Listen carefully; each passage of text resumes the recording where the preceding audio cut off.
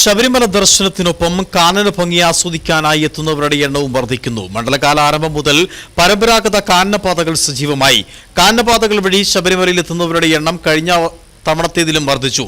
വൃശ്ചികം 1 മുതൽ 5 ദിവസത്തിൽ 4642 പേരാണ് കാനനപാതയിലൂടെ ശബരിമലയിലെത്തിയത്.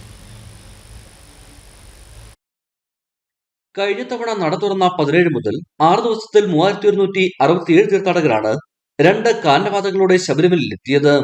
എന്നാൽ ഇത്തവണ വൃശ്ചികം 1 മുതൽ 5 ദിവസത്തിൽ 4642 പേരാണ് കാനനപാതയിലൂടെ ശബരിമലയിൽ എത്തിയത്.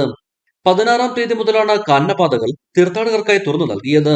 ബുധനാഴ്ച വരെ ലഭ്യമായ കണക്കനുസരിച്ച് കരിമല വഴി 3098 പേരും പുല്ലുമേട് വഴി 1544 പേരുമാണ് ശബരിമലയിൽ എത്തിയത്. 12 കിലോമീറ്റർ വരുന്ന പുല്ലുമേട് പാതയും 43 കിലോമീറ്റർ വരുന്ന അഴുതക്കടവ് പാതയുമാണ് കാനനപാതകൾ. തീർത്ഥാടന കാലയാരംഭത്തിന് മുന്നോടിയായി ഇരു പാതകളിലെയും കാട് വനംവകുപ്പിന്റെ നേതൃത്വത്തിൽ തെളിച്ചിരുന്നു. കരിമല വഴിയാണ് തീർത്ഥാടകർ കൂടുതലായി എത്തുന്നത്.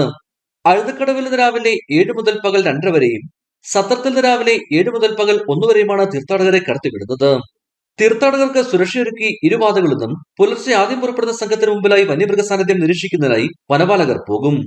തീർത്ഥാടകരുടെ സുരക്ഷ മുൻനിർത്തി കാനനപാതയിലിറങ്ങുന്ന ആനകളെ തുരത്താനും പാമ്പുകളെ പിടികൂടുന്നതിനുമായി പ്രത്യേക സംഘത്തെ നിയോഗിച്ചിട്ടുണ്ട്.